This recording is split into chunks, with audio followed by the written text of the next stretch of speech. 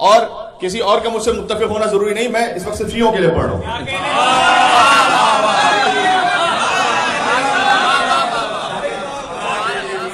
کبھی صرف شیعوں کے لیے بھی پڑھنا چاہیے تھا۔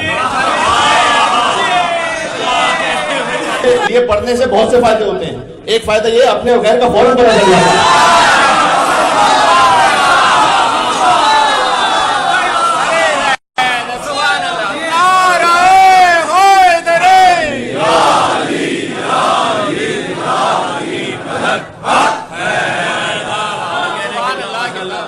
جناب بلال کاظمی صاحب کا کلام ہے، آپ پہلے سن چکے ہیں کہ ذکر حیدر سبھی چہروں کو نشان دیتا ہے، نور مومن کو منافق کو دھواں دیتا ہے۔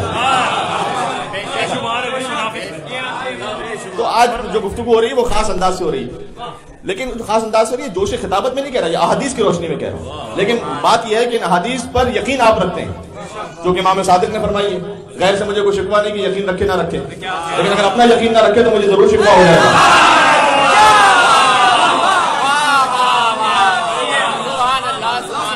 کہ امام نے فرمایا کہ اس کا ظاہر تو ہے جنوئنس، باطن بھی ہے۔ کیا کہنے اے دشمن شبیر تیرے پیر پہ لانا۔ آدھے مجمع کی آواز آئی، آدھے کی نہیں آئی، کہیں اگلے تعلقات تو سب کے خراب ہیں ان سے، اس میں بھی کہنے کی ضرورت بس زیادہ زحمت کلام نہیں، آپ کسی اور منزل پر پہنچ بھی چکے ہیں اور ایک عالم وجد میں۔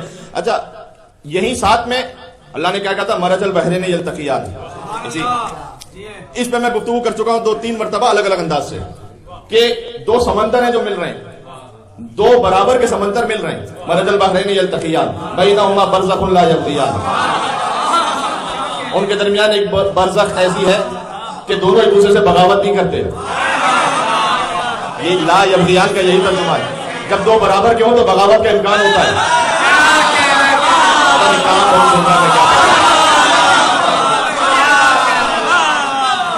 لیکن یہ دو ایسے ہیں کہ بغاوت نہیں کرتے، کیونکہ سب جانتے ہیں، بچہ جانتا ہے، جو سمندر ہے وہ علی و زہرا سلام اللہ علیہما ہے۔ برزخ سے حضور نے فرمایا کہ میں خود ہوں، کیونکہ درمیان میں خود ہوں تو لہذا کوئی ایک دوسرے سے بغاوت نہیں کر سکتا، دونوں اپنے اپنے مقام پر برابر ہیں۔ بات واضح ہو رہی ہے؟ فَبِأَيِّ آلَاءِ رَبِّكُمَا تُكَذِّبَانِ يَخْرُجُ مِنْهُمَا اللُّؤْلُؤُ وَالْمَرْجَانُ۔ یہ امام حسین کی ولادت کا ذکر ہے یہاں پر،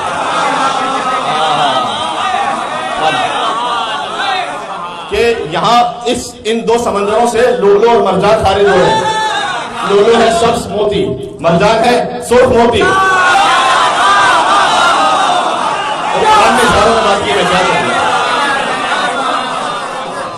یخرج منہما اللؤلؤ والمرجان فبأي آلاء ربكما تكذبان۔ تو تم دونوں اپنے رب کی کون سی نعمتوں کو جھٹلاؤ گے؟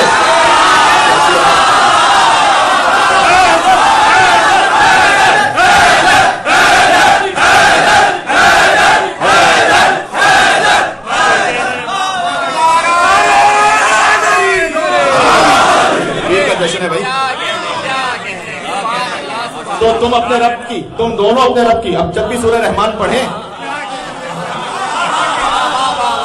پورے قرآن میں بسم اللہ کے علاوہ کوئی اور آیت ایسی نہیں جو اتنی تکرار ہوئی ہو۔ بسم اللہ میں بائے بسم اللہ ہے، وہ تولا ہے، یہ تبرع ہے۔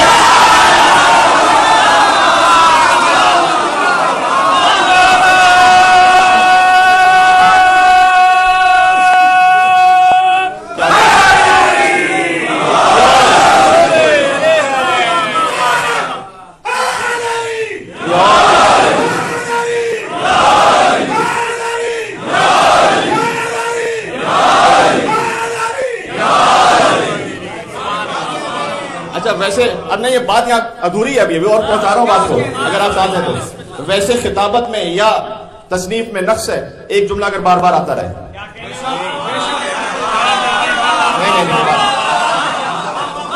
میں ہر 2 جملے بات کہوں آپ خیریت سے ہیں، آپ کو میری خیریت پر شبہ ہونے لگے گا۔ کسی خطیب کے کلام میں نقص ہے یہ کہ ہر 2 جملوں بعد وہی جملہ تکرار ہوتا رہے۔ اور قرآن میں جا کے دیکھے گا سورہ رحمان آیت نمبر 13 سے 77 تک 31 مرتبہ یہ تکرار ہوا ہے، کبھی 3 آیتوں بعد، کبھی 2 آیتوں بعد۔ یہ سب سے بڑے فصیح و بلیغ کلام کو ہو کیا گیا؟ یعنی اللہ یہ سمجھانا چاہ رہا ہے اگر دشمن اہل بیت پر تبرہ کرتے رہو تو کوئی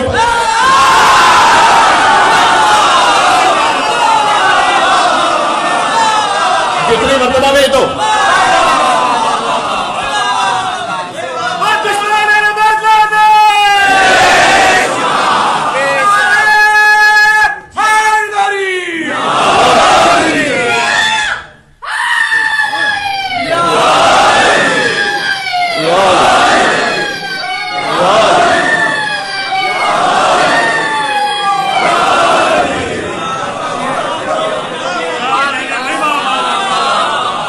پتا چلا ایک ہی جملہ کلام میں تکرار کیا جائے تو نفس ہو جاتا ہے، بار بار شبیر کے دشمن پہ لعنت بھیج جائے تو کلام میں حسن ہو جاتا ہے۔ یہ سورہ رحمان پڑھ رہا ہوں میرے بھائی،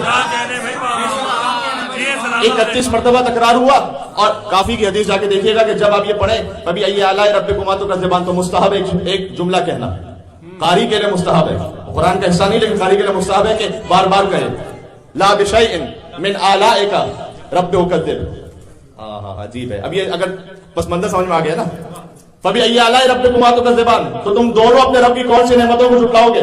کہ فوراً اس کے بعد کہو لا بشیء من آلائک رب اکذب، پروردگار میں تیری کسی ایک نعمت پہ بھی جھٹلانے والا نہیں ہوں۔